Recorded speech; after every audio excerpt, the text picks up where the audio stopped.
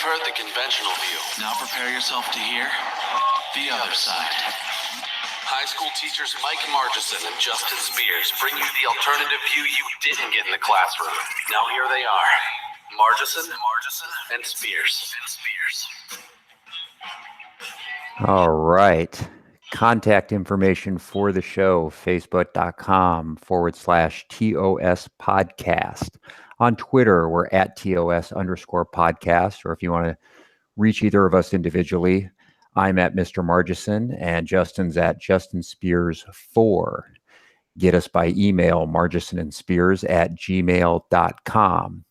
You can listen to the show a number of different ways. Catch us on our YouTube channel. Just search for The Other Side Podcast, and it's the Mike Justin channel. You can find us on the Cerberus Radio Network online.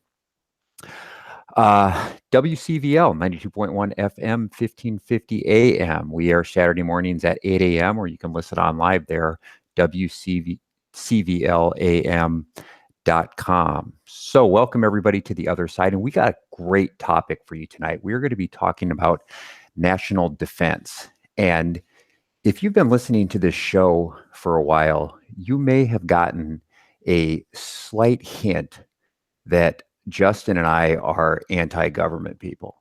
Like just, you know what I mean, Justin? If somebody is paying real close attention, they may have been able to figure out that we are small government guys. And as a small government person, one of the things that kind of fascinates me is I've always been willing to grant the government a little bit of leeway when it comes to national defense. And I don't think that's just me. I think that that's probably true for most conservatives, that you can take the most, small government conservative that you can find. But then when it comes to something like national defense, boy, they can become a leftist in a hurry. And I'm sitting here raising my hand guilty, especially during the war on terror. I was willing to give the government the benefit of the doubt all the way through. And, whatever they told me, I willingly accepted it. And it's odd because I don't give them that sort of leeway in any other social or economic platform. When the government says that, hey, I've got to take your money and I have to put it away for your retirement, I say, no, that's asinine. You're not going to be able to manage it correctly. They don't manage it correctly. Yet that standard hasn't really been held by a lot of right-wingers when it comes to national defense. So this is what we're going to talk about. And Justin takes I would say a more consistent position on national defense than I do. And I often ask him questions about this, like talk to me about your libertarian views on defense. And we were just talking the other day and we said, you know what, this would be perfect for a show. I think this is something that people want to hear. So Justin, we're going to bring you in here. How are you doing tonight? Fantastic. How are you doing? I'm doing well. Let's talk some military here. Sounds good. Now, like I said, as a consistent libertarian, whether it's social, economic, or military, you adhere to the cornerstone of the libertarian principle when it comes to military is the non-aggression principle. Actually, that's the cornerstone of libertarianism completely, really, is the non-aggression principle, because governments can aggress via taxation. They can do it economically, socially, or whatever. But really, their cornerstone when it comes to defense is the non-aggression principle. For people who may not be totally familiar with this, what is the non-aggression principle? Explain it to us. Yeah, it is. It's an interesting theory or principle. Whatever I've seen it referred to as an axiom. I've seen it referred to from a theoretical perspective. It definitely focuses around an ethical stance in the way that you would choose to live your life. And essentially, what it states is, as you can maybe deduce from hearing the phrase non-aggression, is that it asserts that any aggression is inherently illegitimate. Now, I like what you did there in talking about the fact that this goes well beyond just military. That's what we're going to focus on here this evening in talking about the non-aggression principle as it relates to foreign policy and militarily, defending your country. But this is something that you could apply in your everyday life. And so this idea of the non-aggression principle is one that looks at any form of aggression as illegitimate, right? And it's that idea of the initiation of physical force against a person or their property, even, right? If somebody comes and around and drives their pickup truck through your front yard and does donuts and spins out, they're aggressing against your property, obviously theft and things of that nature, fraud.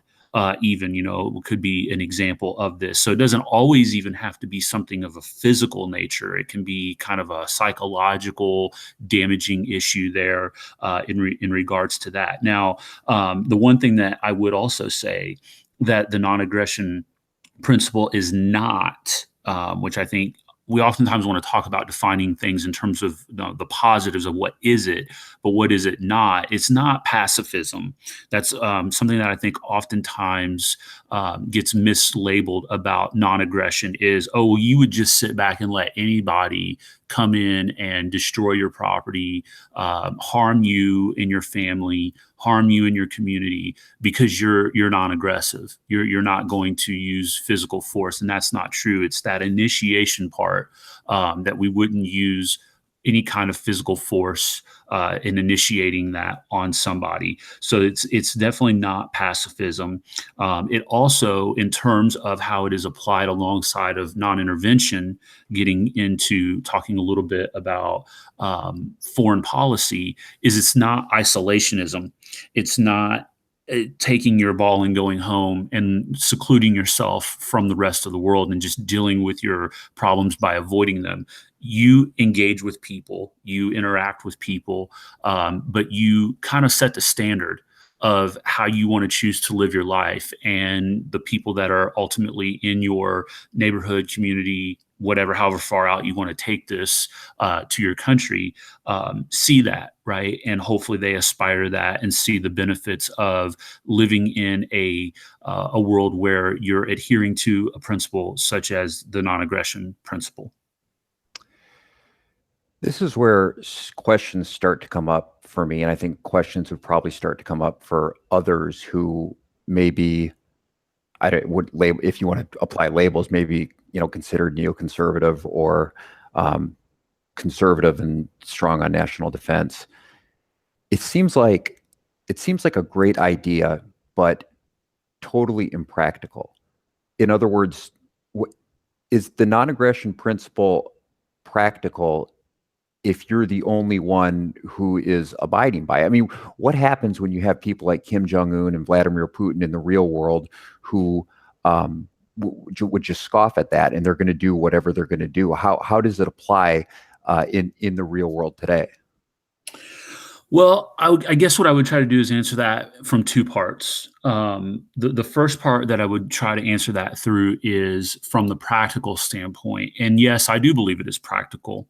I know that some of the common pushbacks against the non-aggression principle are exactly as you were saying, right? What do you do about the person that isn't adhering to this? How do you deal with that? Well, I think you deal with that the same way that you adhere to the person who clearly there are murder laws on the books, yet people murder.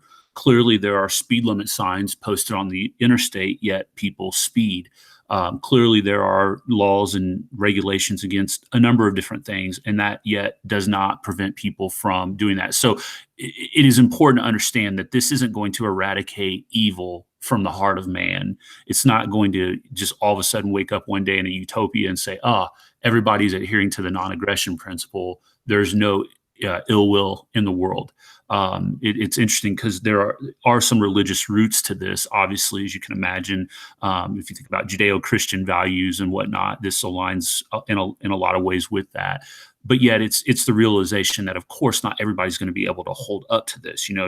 I try to be as nice of a guy as I can and adhere to this, yet there are times where I find myself, wanting to physically, get angry at somebody or take my frustration out on somebody, through that initiation of not force, but just kind of like, even if it's just being more forceful with somebody in my tone or language or, escalating a situation or whatever. So I think that's the first thing that I would say there. The second thing that I would say is to those who clearly might not even be trying to uphold the principle, but just outright don't care for it, don't agree with it, like a Kim Jong Un or someone of that stature.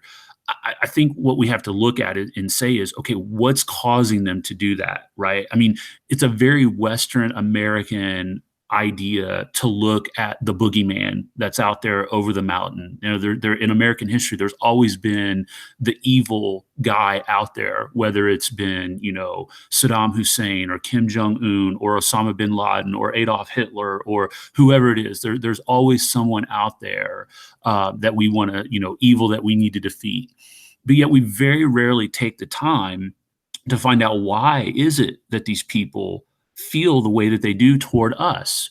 We just assume that, well, America's good. America's always been good. America will always be good. So therefore, these people are just naturally evil and hate America just for no other reason than they're maybe jealous or envious or whatever. But we never stop to think about what is it that maybe we've been, a party to in kind of helping set their ideology toward us. Now, again, I'm not excusing behavior and saying, well, that gives them the right to be able to initiate violence against us. But I do think it's worth kind of taking that approach and standpoint of saying, what is it that we have done? How have we been complicit in, forming the radical ideology that maybe some of these people that we've seen as the evil ones in world history, and how we have to come in riding on the white horse and going after them. So I think that's an important aspect to this as well. Are you speaking in generalities, or do you have some examples that you can go to where maybe we could be pointing the finger back at ourselves and saying that, look, the United States is at least somewhat liable for the relationship that they have with this nation or that nation?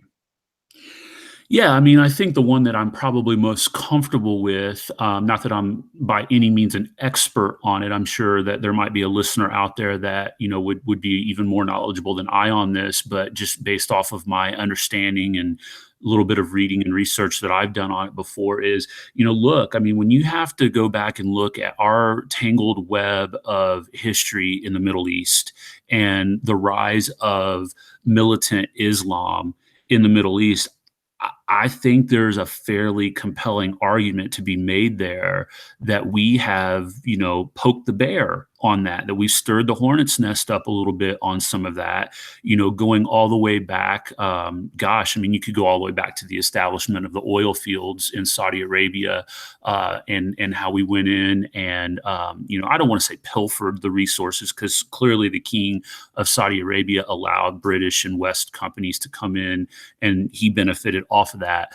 But I'm thinking more along the lines of, maybe like the Russian-Afghanistan war. And when the Mujahideen were sent over from Saudi Arabia to help fight the Russians in Afghanistan, and there are these Americans that come in and are in Saudi Arabia, and the Mujahideen come back and they see all of the, in their probably eyes, the blood money that had flowed in, and there's Americans on holy soil, and they're not going home. The same thing was true after the first Gulf War, where, here we come in and we're going to save Kuwait and we're going to help, Saudi Arabia in terms of Iraq and what Saddam Hussein is doing. And yet military bases remained on holy soil, knowing that that is something that would irritate and agitate more hardline Muslims. And so, I think that they have a fair, legitimate claim to be made about us meddling in affairs over there. Look, those are sovereign countries. Those are sovereign nations. Even if Saddam Hussein had plans of invading Kuwait or at some point even going into Saudi Arabia, they are sovereign nations. They have a right to defend themselves. And, we cannot get ourselves involved in every little conflict all over the globe. And so I think, being involved and poking our noses into everybody else's business, that sets a bad example for some of the people that are there to say, hey, look, this is not your battle to fight. Go home and let us fight this thing. And we don't oftentimes think about the ramifications of what that has long term and how it could radicalize other people. Let's suppose that I decide I'm going to live my life, because I think you had alluded to before the fact that the non-aggressional principle can be something that you accept, personally on a personal level. Let's say I do this and I see an old lady getting mugged on the street, and some guy is trying to steal her diamond necklace. What do I do? Yeah, those types of scenarios are always ones that get brought up in relation to the non-aggression principle, and they are adequate challenges. I think it's something that, if you're going to try to live your life and adhere to this, you have to be prepared to say, look, is it fair for me to see somebody else being wronged? Here, I just gave you a passionate example of how we should mind our own business and stay out of other people's issues. They can defend themselves and stick up for themselves. I think that there aren't, as much as we like to, and I'm guilty of this as well, think in absolutes. I'm a very black and white person. I hate gray areas. I hate them for a number of reasons. But I do think that there are areas where we can clearly look at a situation and say, hey, look, obviously in this position, if this were the scenario, and in the case that you just presented there, I would say you are justified if you see somebody being mugged, and it's that type of a situation where you would be justified to step in and try to stop that from happening. Now, clearly, if we're being practical about the matter, we would want to try to resolve that issue without having to use violence ourselves. But, that may be what is called for. If you see somebody, physically being beaten within, however many inches of their lives, yeah, you need to get in there and take care of that. And I would just say then there to try to use as least amount of force as possible, neutralize the situation, and then, you've done your job. I think, where we kind of go overboard is where we see that happening. And then we get the superhero complex that we're going to go in and, dish out retribution and justice on our own. And I guess the way that I would justify that is that force has already been initiated against a member of our society, of our community, of which I think we have an obligation and a duty to protect. So even though it may not be against you as the individual, and I know there's a lot in libertarianism that talks about groups don't act, only individuals do. I still believe that if a member of society is, being harmed, you're well within your right to be able to protect that individual. And again, trying to do it in a manner that would minimize the amount of force used would be ideal, if that makes sense. A lot of sense. I think that was answered really well. One scenario in world history that keeps coming to me, and I think this is probably going to be true for most people who at least are questioning the libertarian stance on foreign policy, is going to be the build-up to World War II, specifically 1930s Germany. During this time, look, well, first of all, post-World War I, it was clearly a flawed peace, but I think that there was an earnest attempt at peace. I think that a lot of the nations involved looked at what happened in World War I, stood back and said, okay, that was unnecessary, unacceptable, and we can't let that happen again. And no matter how ill-advised the peace process was, and it was a very flawed peace, I think it was an attempt. And the United States passed a series of isolation acts in the 1930s. And as we're looking at this, as France kind of stands down, as Britain kind of stands down, as the United States kind of stands down, it seems as though Hitler becomes emboldened. And the result is 6 million dead Jews, and the subsequent, at the end of the decade, the invasion of Poland, and then the outbreak of World War II. How do you answer people who are skeptical about standing down in the face of an aggressor like Hitler? Yeah, I would be lying to you if I said I had the silver bullet answer on this one. And I will be honest with you, this has been the most challenging to me in my infancy of, adhering to and attesting to and going to bat for the non-aggression principle. Over the course of the last week and a half, it's been the one thing that has consumed me in terms of the research and kind of thinking through this, wrestling with it in my mind. And so I'm going to give you basically kind of where I fall on it. And it may be satisfying to some. Others may be left scratching their head, going, "What is this guy talking about?" But it's the best that I think I've been able to come up with at this point. And basically, I'm going to kind of take bits and pieces of what I mentioned here earlier and patch it into my answer.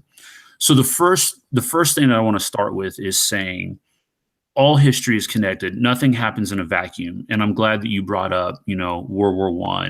Remember, that was supposed to be the war to end all wars. That was horrific. And I think everybody, I like the way that you said that. Everybody kind of looked at that and said that was not good. That was not necessary.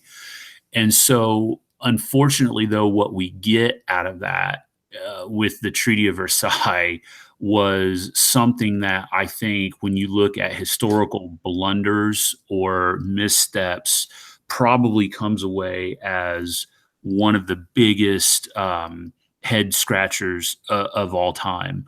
What it did to the Germans was just beyond, unfair. I don't know if fairness is a word that I want to use there, but I think people probably could look back on that and go, yeah, that was just too harsh, right? Well, it was unattainable. I think. Okay. I think that the demands put on them were simply not. I mean, there was no way that Germany would be able to meet, especially the monetary demands that were put on them. Yeah, good call. I like that. That's a good way of saying it. So you've got to understand that. You've got to understand, and I can't really. I don't think it's appropriate to go into all of it here in the format that we have here today. But you could get into things about the pride of the German people.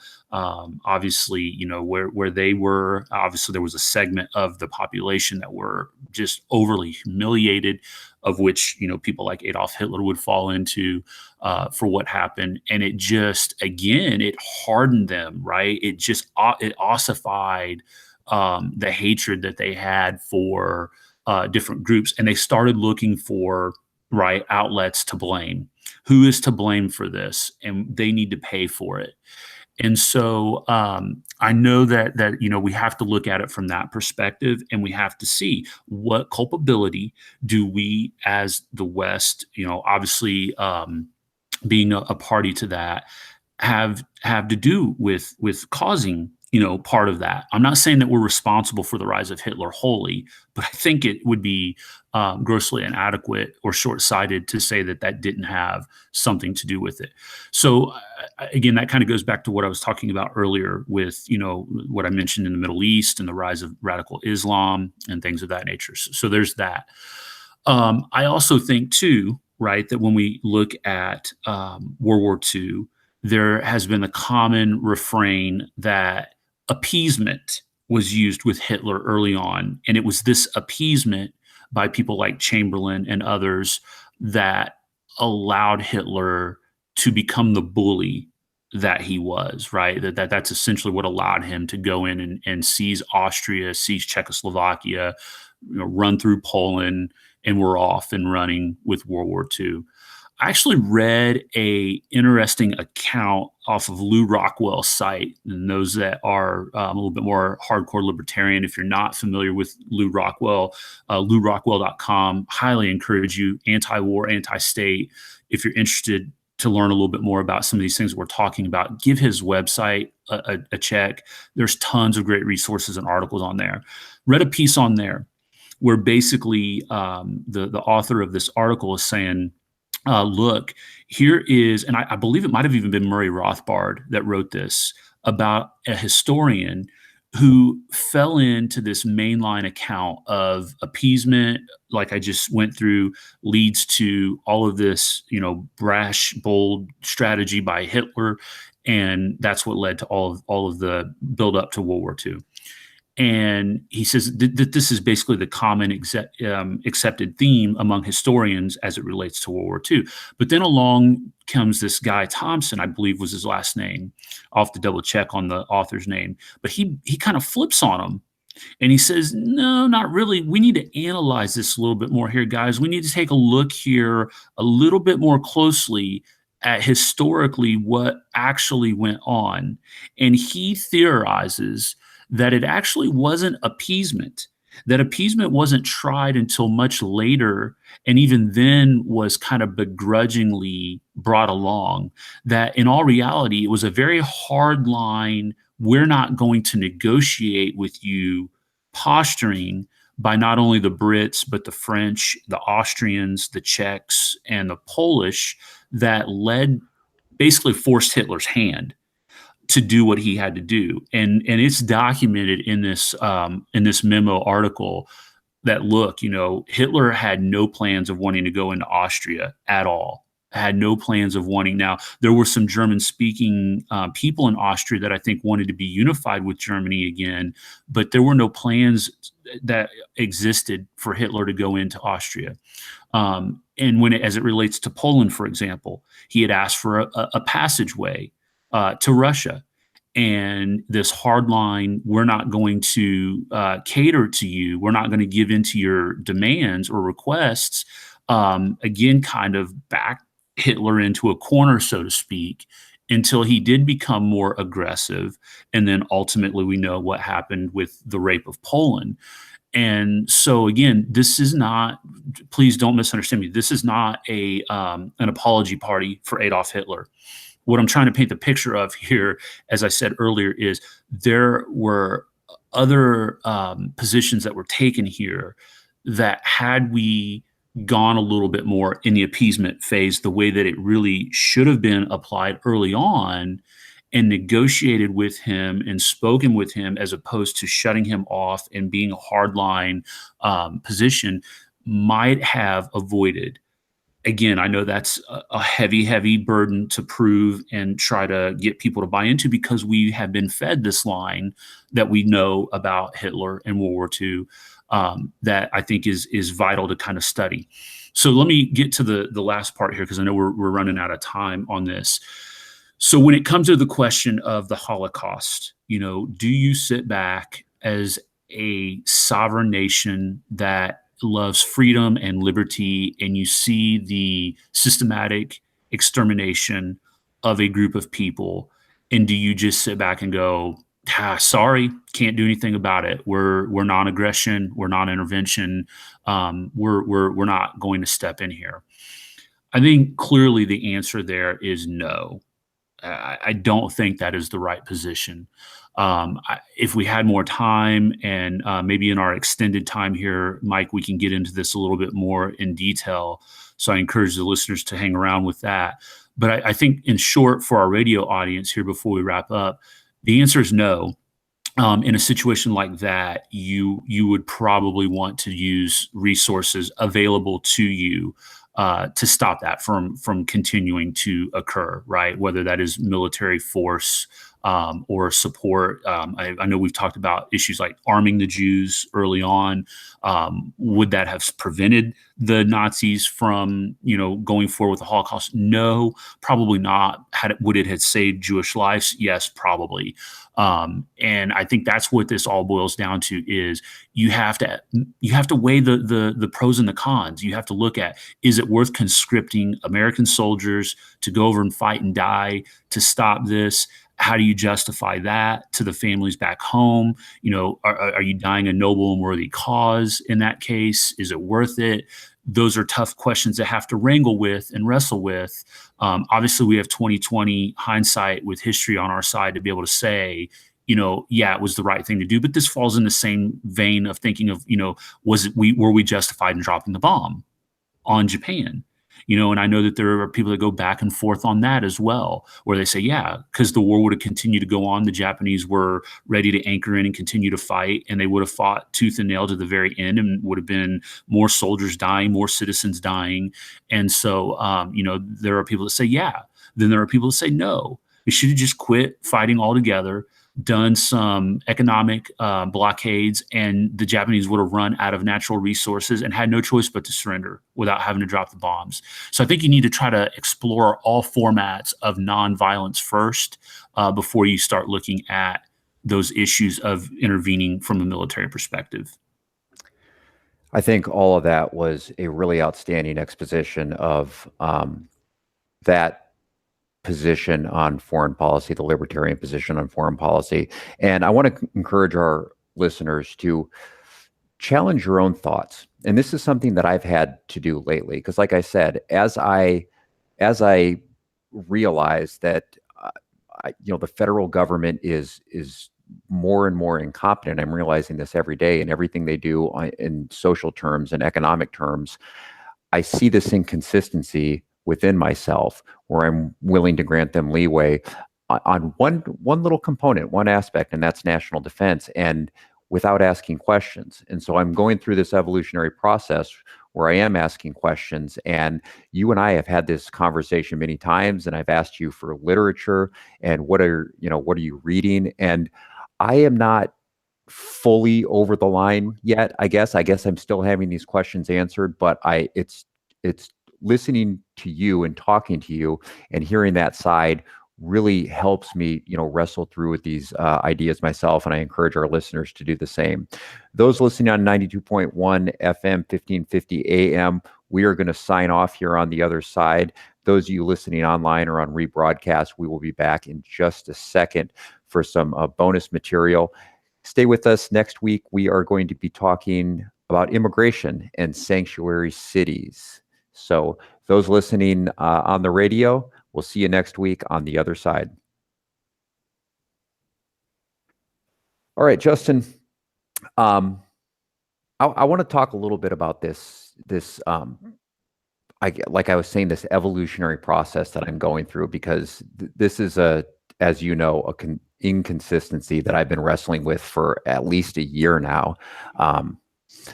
But here are a couple of things that I've come around on. It's funny that you just mentioned the bomb. The more that I've looked at this and the more that I've read about it, I find the atomic bomb completely unjustifiable. And when I used to teach world history, I always taught it from the perspective that you mentioned there at the end, that had we not dropped it, the United States would have lost 50,000 more soldiers in a land invasion. It would have had to have been an amphibious invasion, and the Japanese army would have been dug in there, and it would have been devastating. And so I look at the alternative. I always just look out the alternative and say, what the bomb did was it saved lives. It saved American lives. But the fact that it incinerated innocent people who had nothing to do with the conflict, and we have to keep that in mind, nothing to do with the conflict at all, that it's indefensible. And so that is a position where I have done a 180 in the last couple of years. And it's very clear to me that there's nothing okay about dropping a nuclear bomb that kills anything more than targeted military personnel. So just real quick, where do you stand on that? I don't think we've ever talked about that. No, we have not. And I think, man, you hit it right on the head there. I'm glad that you brought that up because this is going to sting a little bit for people to hear, but we definitely have a gosh, I don't know if you want to call it biased position. It is. We value American lives more than we do other lives. There's no doubt about that. I mean, it's just when you look at the history of this country, and how we can justify, drone attacks now. We can justify, helping to overthrow dictators in faraway countries and not have to bat an eye, go to bed at night, sleep comfortably. But yet, when you see the pictures out of places like Yemen, I tell you what, that is, I think, one of the greatest atrocities that's going on right now. And I would encourage the listeners to go look at that Saudi-led coalition and what they're doing to the country of Yemen right now. And we are every bit as complicit in providing arms to the Saudis to lead those attacks.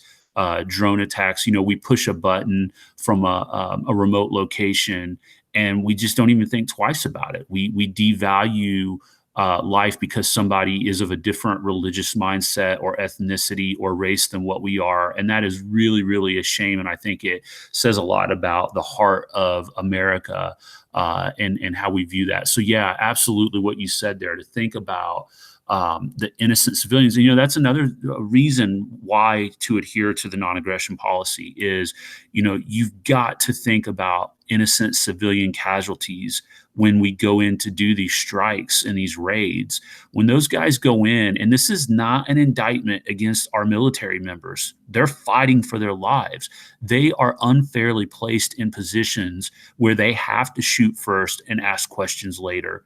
And it does such a huge mental job on them. Why do we see the rise in PTSD? Why do we see guys come back just physically and mentally tore up by what they've seen in these wars? It's because they are being asked to do things that their conscience is having to wrestle with, that they know isn't right. The whole Full Metal Jacket, I'm a trained killer thing, that's Hollywood. But man, these guys, I would never want to be put in that position. I don't envy them 1 minute. So we have to have a serious sit down with ourselves and think about what it means when we go into an invade, or even just sending arms into or remote strikes, of what we are doing to tear up families, villages, civilians. It's just, I think you're right. It's unjustified. There's nothing that can justify it. Okay. Well, I think we're in agreement there. And it's nothing that I had given, I think, enough thought to previously. But yeah, it's unjustifiable. Now, I want a strong national defense, and I want our government to provide that in the case of a foreign invading enemy. So I'm still willing to grant our government the ability to tax me. And if I'm going to get if I'm going to get taxed by the government, if they are saying, look, we are going to defend you against any foreign enemy, and look, if we have the strongest military in the world, I have no problem with that. I know a lot of people do, where they say, look, we have so many nukes and we don't need them. I'm okay with that because I want the defense. But I do think that there are some excesses and extravagances in our Department of Defense that can be done away with. I know that as far as foreign military bases, and I think Murray Rothbard would probably identify this as an act of aggression by itself. Actually, if he hasn't specifically, the fact that we have 800, I don't even know what the number is, something like 800, 900 military bases internationally, worldwide. The next closest country is Russia, I think, who has 8. In other words, have you seen this statistic before? Am I getting it right? I think we have over 100 times more military bases, or maybe the next closest one was Britain, but it's like below 10, and ours is approaching 1,000. That Yeah, can probably be drawn down. Yeah, and I'll do you one better. I'm with Ron Paul on this. Shut it all down. shut it all down and bring every military person, non-military person that's on a base home and build your defense from within. I mean, look, let's be honest here for a second. You know, this is what floors me about this conversation here. And I try to talk to people about this from time to time, and it's like just talking to the wall when I get into this, and I usually just get frustrated and give up with it. I mean, we have to look historically. We have to use that as all we have in looking at this, right? Beyond the War of 1812, maybe I don't even know enough about it, the Mexican American War, and Pearl Harbor. This country has never faced an invasion, a land invasion. Okay, so tell me where it is that gives you any kind of a pause to think, gosh, even like the boogeyman of Russia and China today. I mean, are we really, or North Korea? I mean, are we really under a threat to think that their military is going to come in here and invade the West Coast or the East Coast or come in through Canada or Mexico? I don't know. I obviously I'm not privy to foreign intel or anything like that. My gut tells me no. So what are we doing? Spreading ourselves so thin, placing our military bases in countries where they don't really want us there. Peacekeeping missions, things of that nature are one thing. But when you militarize another country and have the threat of a military base somewhere to be able to run operations out of, I think that sends a negative signal to the citizens of another country. So shut it all down, get out of there, and come back home. What would be the major gripe of radical Muslims if we did that? Right now, I'm not saying that they wouldn't still see us as a threat or a potential target, right? But if you build your defense from within, you're going to be better prepared if there is some kind of an attack. I think what we have right now is we have given up so much of our individual liberty and freedom through entities like the TSA and the NSA and all of this stuff. And we've got our military members spread thin. They're at their wits' end with what our foreign policy positions have been, that we, I believe, are just as vulnerable now as we've ever been before, whether it be through cyber attack or through any kind of guerrilla warfare type tactic. Now, again, I don't necessarily live my life in fear of another physical country invading us, but I do think that we are under the threat of being attacked, like I said, either through like an EMP, something taking the grid down, a nuclear plant being attacked, something along those lines.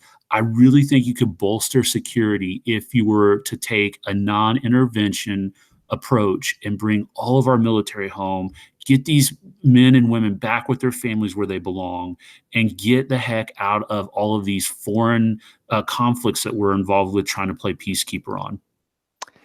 You know, it's becoming a maxim for me. Okay, so here is Margisanism number one. It's turning into look to Switzerland. You know, like what do they do? This is one of the things that I do. This country seems to do just about everything right. Mm-hmm. If you look at the way they were not invaded during World War II, and I think all along Hitler did have a plan to invade them, but they didn't have a standing army. I think that or they had a very small one, but I don't think that they have a standing army. But I know what Switzerland does is all of their citizens are required to go through basically like military training, and they're issued a gun and they're learned they are taught how to use it, and they keep it at home and they can purchase it at the end of their training. And so the level of gun ownership in Switzerland is actually very high. But one of the reasons that they weren't invaded in World War II is because there was no definitive army that you could look at and say, okay, we've beat you, we've defeated your generals, and you're going to surrender. In fact, it would be more like a guerrilla warfare because the Swifts are armed at home and they know their local terrain and they know their localities. And it's a completely different culture. I would be totally okay with a system like that, where Americans are taught to defend themselves. But one of the things that I like about Switzerland, we're having this problem with gun culture here in the United States. The kids, all of the kids, boys, are taught how to shoot in Switzerland at a young age. In fact, they have marksmanship competitions, and these are some of the biggest festivals and competitions in the entire country. And it's funny, it's because what they actually value there is aim and targeting and using the rifle the way that it's intended to be used, not like indiscriminate shooting that you see on the stupid video games that kids are playing here in the United States, where it's just, life is valueless and you're just spraying bullets. It's a completely different culture, but they they have a strong economy. They have no record of, everybody knows it. They're neutral, and so they're not sitting ducks. And so that might be a model. I know a lot of people, especially neocons, might listen to that and say, okay, look, you're on cloud nine. That could never happen. But I think there are ways that we could reform. I don't think we need 900 bases. I don't think we need new F-16s and F-35s because the other ones have, like a little bit of rust on the wing. I don't think that we need to build new, aircraft carriers, destroyers. I think there is a lot of money that could be saved. I think our military budget is some like $700 billion. I'm willing to bet, and this is just a shot in the dark, I could be way off, that we could defend ourselves for half that. I mean, I think that as a nation, we could honestly defend ourselves for half that. And that's a $350 billion a year savings. Yeah, and I mean, what would be the risk of, bringing our troops home? I mean, like, what is going to be the potential downfall? What are these countries going to say, like, we hate you now because you got out of our country? I think it might be emboldening people. I think, and that's the one thing that I wrestle with and that I fear is, at what point are we emboldening somebody like a Vladimir Putin who says, okay, now is the time to strike? What if he does have, a wild hair up his nose and he does want to strike? Yeah, and that's always been, the one pushback against kind of non-intervention, non-aggression policy, going through and following through with that is, are you going to sit on the sidelines and watch the rise of a madman? And how far are you willing to let him go before you renege on your policy and you're now intervening? Like I said, I think it's difficult to see this in terms of absolutes. I do think that there probably is a point in time in which you would want to say, okay, now it's us. We've got to get involved here in some way. But I would say that you want to try to use, just like in the case of seeing a woman mugged, if you can talk the guy out of it, hey, back away, dude. You've already done damage. You're done.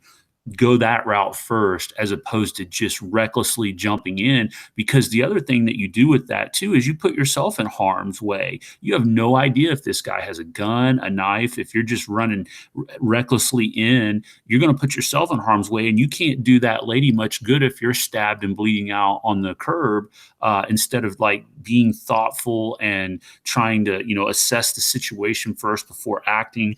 And so again, I think going back to our example of World War II and Hitler, had that type of stance been taken, again, I'm not saying that it would have prevented what eventually happened, but I think it might have had a little bit of an impact. I don't know to what degree that would have been, but I definitely think it might have been better for all parties involved had that been used there. And again, I know I keep kind of coming back to this as well, but we have to think about the harm that we put our citizens that we conscript into army to go and fight.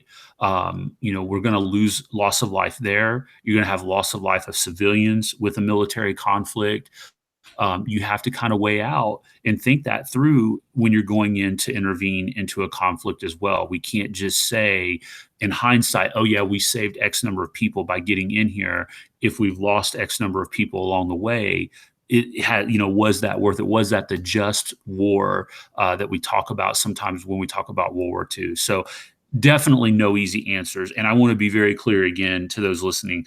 I know this is not bulletproof, sorry for the pun there, but it's not foolproof. There are issues. I have to answer questions about it, hard questions. I have to do that on a day-to-day basis with my life and how I choose to live when dealing with people that aggress against me, and when I want to become aggressive against people that I think have done wrong to somebody else. It's easy to see somebody victimized and want to go get retribution and act in an aggressive manner, whether it's physically or verbally or whatever. But I have to try to be consistent as I can in my principles. And again, I go back to what I mentioned at the outset. This is an ethical stance. I think it's something that we should aspire to try to set the tone for and live our lives out this way for others to see and aspire to, especially when we talk about passing on traditions and values to our children, right? How are they going to see you replying and responding to acts of violence and force, or are you an aggressive person by nature?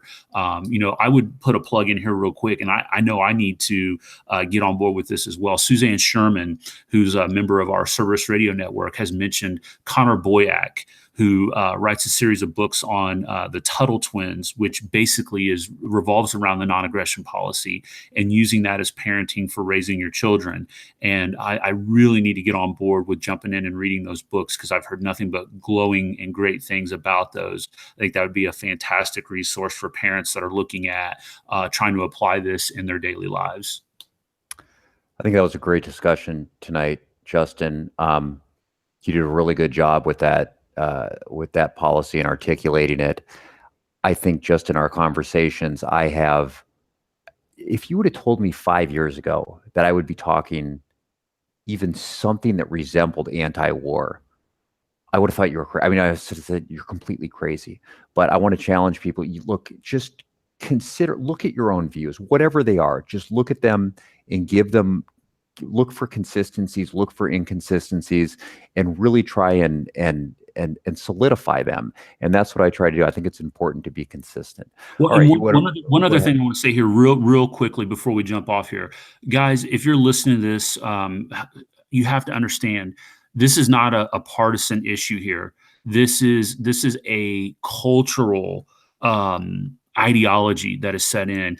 Republicans, war hawks, liberal Democrats, they may give you the stance that they're anti-war, but you go back and you look at authorization of use of force, you look at voting records on issues revolving this.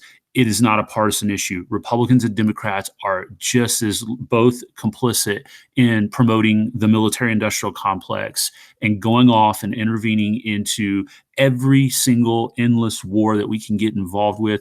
Go out and look at the number of years in this nation's history that we've been involved in some type of military conflict or war. So when we talk about the other side here, this truly is the epitome. You're not going to hear this in the mainstream media. You're not going to read it in history textbooks. You're not going to hear it from your elected officials. They may talk like, oh yeah, we don't need to be getting involved with all this. But at the end of the day, when the rubber meets the road, they're voting for that in Congress, and they're continuing to push our sons and daughters off to these endless wars. So I'm really glad that you said that about challenging your opinions, because you really have to take this up on your own. You got to pick yourself up by the bootstraps here and force yourself to go out and look at the other side of this policy, because you're not going to find it anywhere else. And you don't have to become anti-war. I mean, like I said, I'm not there yet, but I've asked enough questions where I've had to at least make some revisions to my thoughts. Yeah. What are we talking about next week? Next week, we are going to jump into talking about this immigration battle. And we've had some developing news here even this evening with our Attorney General, Jeff Sessions, and some statements that were made regarding sanctuary cities out in California. So I think the plan is going to be for me to talk about immigration and what's going on with sanctuary cities from a governmental perspective. What does the Constitution say about immigration? What power is granted to the federal government? What power is granted to the states? Talk about whether or not states have the rights to institute these cities. Does the Attorney General have the right to send ICE agents in and round up and make all these accusations and sue governments? And I think you'll probably take on a little bit of the economics. Am I right? I think I might have a couple of things to say about the economics of legal and illegal immigration, actually. Right on. That sounds great. All right. Well, we want to thank everybody for listening, and we will see you next week on the other side.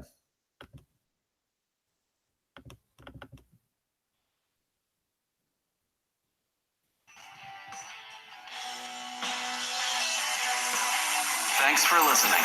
And remember, you're not fully informed until you've heard the other side.